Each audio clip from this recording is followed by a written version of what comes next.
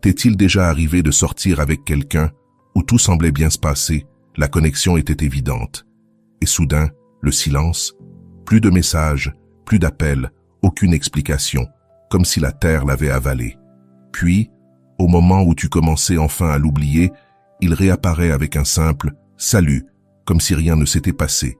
C'est l'une des expériences les plus frustrantes et déroutantes du monde des relations modernes. Un jour, vous planifiez votre prochaine rencontre, riez ensemble jusqu'à tard sur WhatsApp, et le lendemain, plus rien. Comme si un trou noir digital l'avait englouti, sans prévenir, sans explication, sans même la simple courtoisie de dire « j'ai besoin de temps » ou « je ne crois pas que ça puisse marcher ». Alors tu restes là, relisant ton dernier message, te demandant si tu as dit quelque chose de travers, si tu as mal interprété les signaux, si cette connexion que tu as ressentie n'était pas seulement dans ton imagination. Tu commences à analyser chaque mot, chaque rire partagé, chaque moment intime. Était-ce réel? Ou était-ce simplement de la politesse? Les jours passent et le silence devient assourdissant. Peut-être que tu finis par lui écrire à nouveau, d'abord de manière légère pour prendre des nouvelles. Rien. Tu réessaies une deuxième fois, plus direct. Est-ce qu'il s'est passé quelque chose? J'aimerais savoir si on reste en contact. Silence radio. Alors commence le processus douloureux, mais nécessaire. Avancer. Accepter que certaines personnes disparaissent sans explication, que tout le monde n'a pas la maturité émotionnelle pour une conversation honnête. Petit à petit, tu guéris. Tu arrêtes de vérifier ton téléphone toutes les 5 minutes. Tu cesses de le traquer sur les réseaux sociaux. Tu recommences à sortir, à rire sincèrement, à te rappeler de ta valeur et de ce que tu mérites dans une relation. La blessure se referme lentement. Et quand tu as presque complètement tourné la page, quand tu n'y penses plus tous les jours, quand tu as retrouvé ta confiance et que tu es concentré sur ta vie, boum, le message tombe. Salut, comment tu vas? Comme si de rien n'était. Comme s'il ne t'avait pas laissé en suspens pendant des semaines, voire des mois. Comme s'il ne te devait aucune explication pour sa disparition soudaine. C'est déconcertant.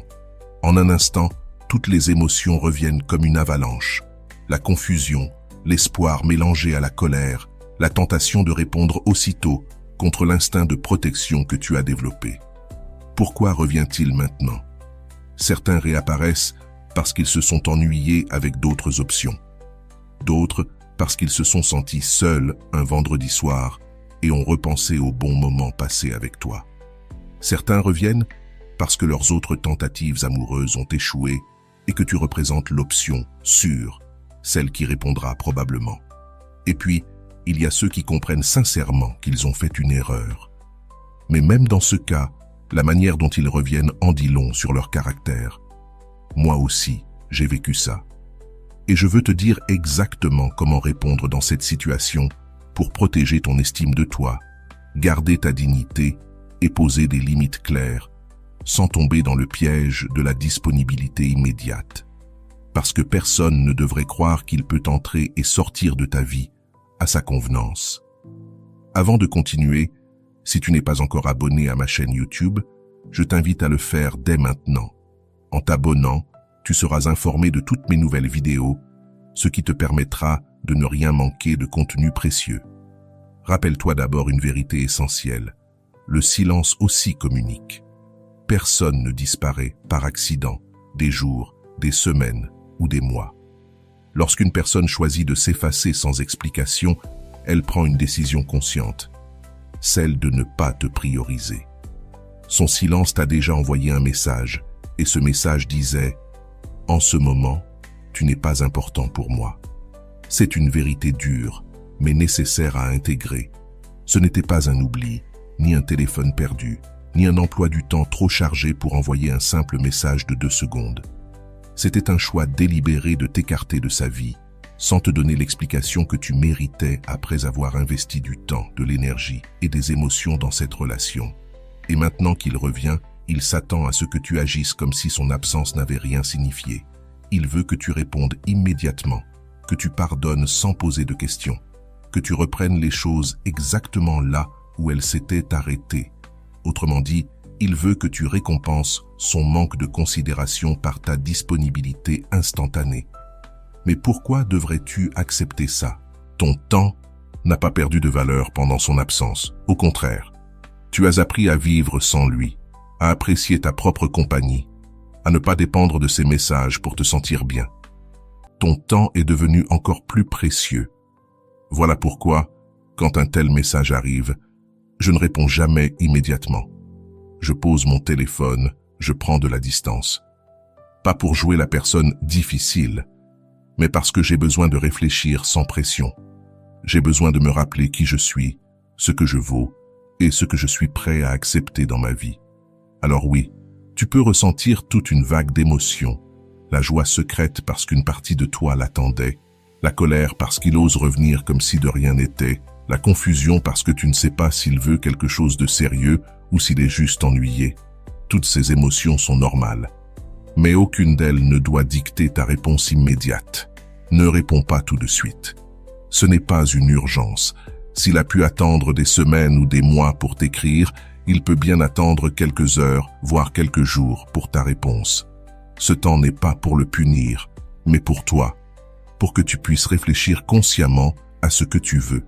Demande-toi, que veux-tu vraiment dans cette situation? Une explication? Tourner définitivement la page? Lui donner une seconde chance si son retour est sincère? Ou simplement lui montrer que son comportement était inacceptable? Il n'y a pas de bonne ou de mauvaise réponse, seulement ce qui est juste pour toi.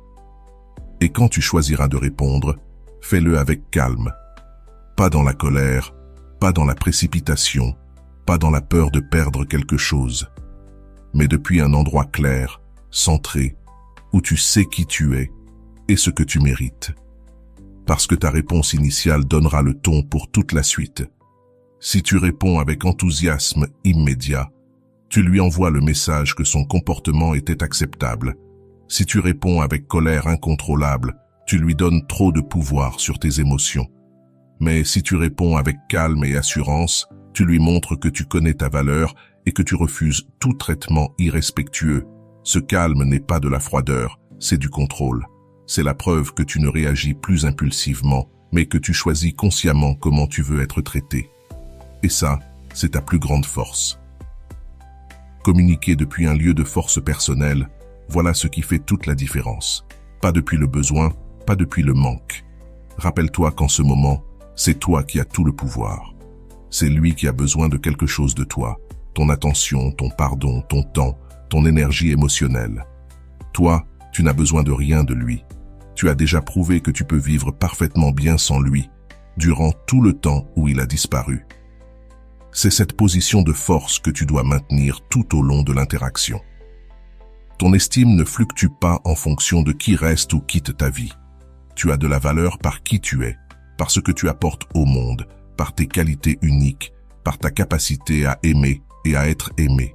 Le fait que quelqu'un n'ait pas su voir ou apprécier ce que tu vaux en dit beaucoup plus sur ses limites que sur les tiennes. La première réponse que tu donnes marque le ton de toute la conversation.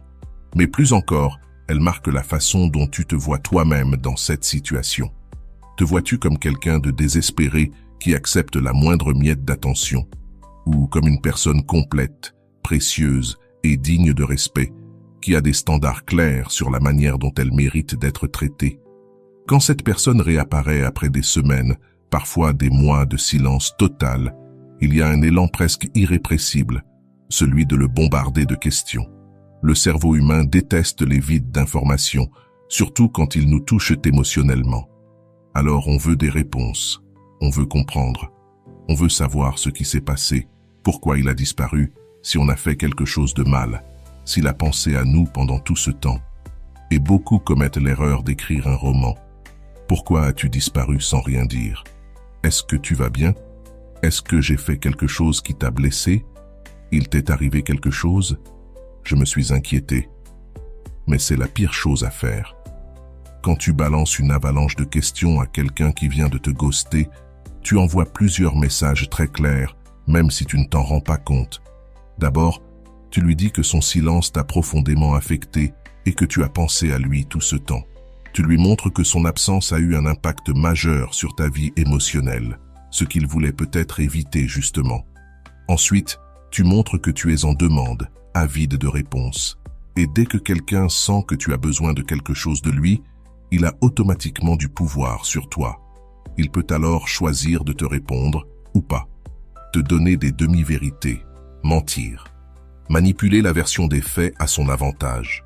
Et surtout, il comprend que tu es en train de lui demander une faveur. Parce qu'exiger des explications, c'est exactement ça. C'est lui demander d'investir du temps et de l'énergie émotionnelle pour combler ton besoin de compréhension. Or, il a déjà démontré qu'il n'était pas disposé à investir quoi que ce soit en toi, puisqu'il a disparu sans prévenir. Alors pourquoi serait-il prêt à le faire maintenant? Ne m'en dis jamais de raison. Grave cette phrase dans ton esprit. Chaque fois que tu ressens l'envie de demander « pourquoi ?», rappelle-toi que quémander des explications, c'est quémander de la charité émotionnelle. Et la vérité, aussi dure soit-elle, c'est que les explications forcées sont rarement sincères. Si quelqu'un voulait vraiment t'expliquer, il l'aurait fait avant, ou au moment où il revient. Sinon, les justifications qu'il te balance sous pression ne sont que des excuses improvisées, des demi-vérités, ou des mensonges déguisés pour calmer ta soif de réponse. Et toi, combien de fois as-tu demandé une explication et en es-tu ressorti complètement satisfait? Probablement très rarement, parce que les explications arrachées de force ne viennent pas d'un désir authentique de clarifier, mais d'un inconfort, celui de devoir dire quelque chose, n'importe quoi, pour que tu arrêtes de poser des questions. Si une personne a de l'intégrité, si elle regrette sincèrement d'avoir disparu, elle viendra d'elle-même avec des excuses et une explication. Elle dira quelque chose comme « Je sais que j'ai disparu sans prévenir, et c'était mal. J'ai traversé une situation difficile, et je n'ai pas su gérer. J'aurais dû te le dire, je suis désolé. » Voilà une excuse réelle qui vient d'un vrai désir de réparer. Mais si tu dois l'arracher, c'est déjà un signe clair. Cette personne n'a ni la maturité émotionnelle, ni l'intégrité nécessaire pour assumer ses actes. Ton rôle, ce n'est pas de courir après la vérité, c'est de protéger ta paix. Ton bien-être émotionnel n'a pas à dépendre d'une explication. Ta sérénité n'exige pas que toutes tes histoires aient un point final propre et satisfaisant. Certaines personnes sortiront de ta vie sans rien dire, et c'est très bien ainsi. Ne joue pas au détective émotionnel. Ton énergie, ton temps, ta santé mentale valent bien plus que ça. Et courir après des explications, c'est l'exact opposé de protéger ta paix. C'est comme gratter une plaie qui cicatrise ou boire du poison en espérant que l'autre en souffre. Quand tu refuses de demander des explications, il se passe quelque chose de puissant. Tu gardes ta dignité intacte. Tu restes à égalité, voire en position de force, parce que tu prouves que ton estime ne dépend pas de la validation des autres. Et paradoxalement, très souvent, c'est quand tu n'exiges rien que les explications finissent par arriver toutes seules, parce qu'un silence bien tenu crée un vide que l'autre ressent le besoin de combler. Mais même si tu n'obtiens jamais d'explication, est-ce que ça change vraiment quelque chose? Non, parce qu'au bout du compte, la seule vérité qui compte, c'est qu'il a choisi de disparaître sans même te donner la décence d'un mot. Et ça, c'est tout ce que tu as besoin de savoir. Ne te justifie pas non plus. Quand il revient, il peut être tentant d'expliquer ce que tu as fait pendant son absence, comme si tu devais prouver que tu as bien vécu sans lui. Mais pourquoi lui devrais-tu un rapport? Tu ne lui dois rien. Pas d'explication sur ton temps. Pas de compte sur ton état émotionnel. Il a perdu ce privilège le jour où il est parti sans prévenir. Tiens-toi ferme dans ton respect, dans ta dignité.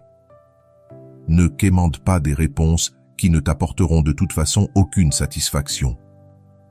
Rappelle-toi, une personne qui se soucie vraiment de toi viendra avec ses excuses et ses explications sans que tu aies besoin de les demander. Sinon, cela te dit tout ce que tu dois savoir sur ses véritables intentions et sur sa maturité. Et après avoir compris tout cela, il reste une étape essentielle, ta réponse. Car ta réponse va poser le cadre de toute interaction future et elle va surtout montrer le niveau de respect que tu exiges pour toi-même. Ma réponse préférée est simple, directe et puissante. Bonjour. Ton message m'a surprise après tout ce silence. Tout va bien. Une phrase courte, mais chaque mot est choisi avec soin pour envoyer un message clair. Simultanément, on va la décortiquer mot par mot pour que tu comprennes exactement pourquoi elle est si efficace. Tu commences par un simple « bonjour ».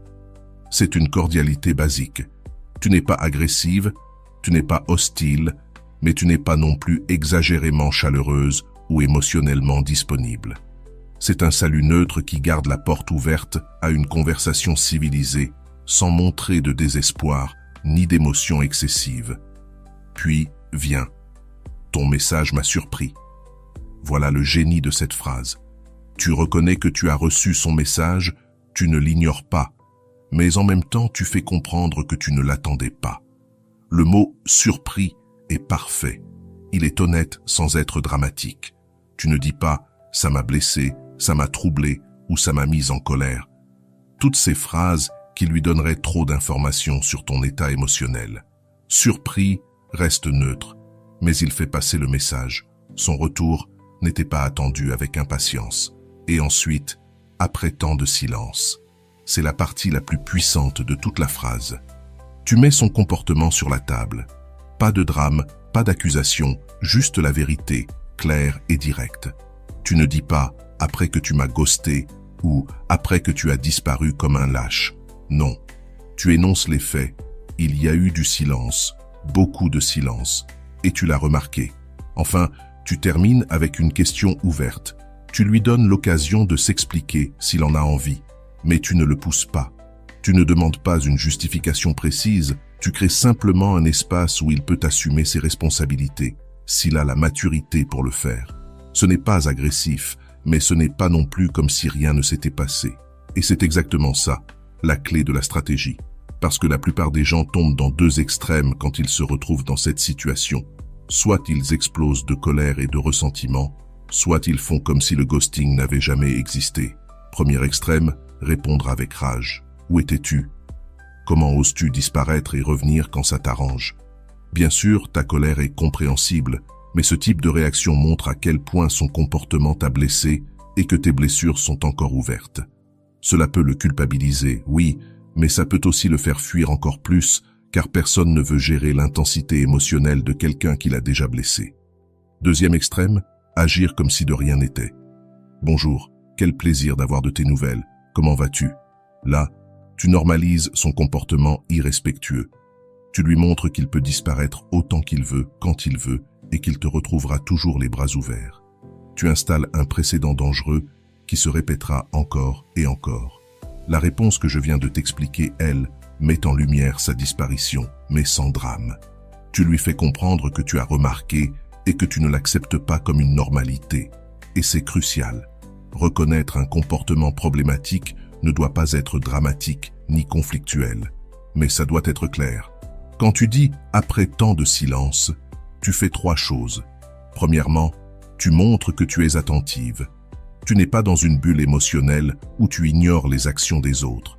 Tu remarques quand quelqu'un change son comportement envers toi. Deuxièmement, tu montres que tu as de la mémoire. Tu n'es pas de celle qui efface le passé pour que l'autre se sente bien. Son comportement fait partie de la réalité de votre relation et tu ne vas pas l'effacer juste pour éviter un malaise. Troisièmement, tu montres que tu as des standards. Tu indiques clairement, même de façon subtile, que ce type de comportement n'est pas acceptable pour toi. Tu ne cries pas tes standards, mais tu les rends visibles. C'est là que réside toute la différence. Parler depuis la maturité, pas depuis le besoin. Quand tu parles depuis le besoin, ça sonne comme « S'il te plaît, explique-moi ce qui s'est passé. J'ai besoin de comprendre pour avancer. Je n'ai pas dormi en pensant à ce que j'ai pu faire de mal. » Ça, c'est de la dépendance émotionnelle, et ça montre que ton estime dépend encore de la validation extérieure. Parler depuis la maturité, c'est ce que fait ta réponse suggérée. Tu reconnais la réalité, tu gardes la porte ouverte à la discussion, mais tu ne supplies pas. Tu montres que tu es une personne complète, capable de gérer n'importe quelle réponse, y compris l'absence de réponse. La maturité émotionnelle, c'est ça. Rester centré sur ta propre valeur au lieu de la chercher chez l'autre. Ta réponse dit « Je suis une personne précieuse qui mérite respect et communication honnête. Si tu peux m'offrir ça, parfait. Si tu ne peux pas, je peux aussi vivre avec, parce que mon bien-être ne dépend pas de ton comportement. » Et cette réponse est brillante, parce qu'elle renvoie toute la balle dans son camp. À lui de décider. Il peut ignorer et continuer comme si de rien n'était, ce qui te révèle sa vraie nature. Il peut donner une excuse superficielle, « j'étais occupé », ou il peut donner une vraie explication et assumer ses responsabilités. Quelle que soit sa réponse, tu auras déjà établi une chose. Tu n'acceptes pas les comportements irrespectueux et tu refuses de faire semblant que les problèmes n'existent pas. Tu poses ta dignité dès le premier échange et ça change tout le ton de la relation. La beauté de cette approche, c'est que tu gardes ton intégrité, peu importe sa réaction. S'il vient avec une excuse sincère et une vraie explication, parfait. S'il ne dit rien, tu sais à quoi t'en tenir. Dans tous les cas, tu restes digne, forte et claire. Tu as créé l'espace pour que les choses arrivent, sans paraître désespéré de recevoir cette attention. Si la personne ne le fait pas, tu as démontré ta valeur et tu peux soit continuer la conversation, soit la terminer en sachant que tu as agi avec classe et dignité. Rappelle-toi, le but n'est pas de le punir ni de le faire culpabiliser. Le véritable objectif est de communiquer ton estime de toi et de poser le standard de respect que tu attends dans tes relations. Et cela ne peut venir que d'un lieu de force intérieure, jamais d'un manque émotionnel. Voici la partie la plus révélatrice.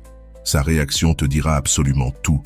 S'il s'excuse et donne une raison cohérente, à toi de décider s'il mérite une nouvelle chance.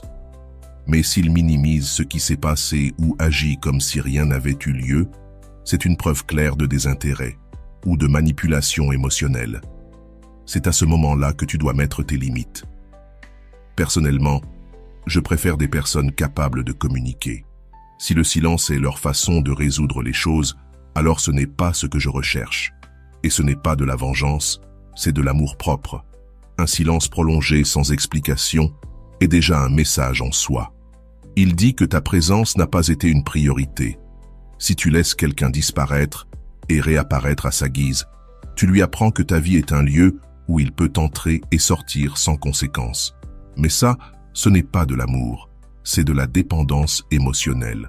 Souviens-toi de ceci, la bonne personne ne te laisse pas en vue pendant des jours pour ensuite revenir comme si de rien n'était.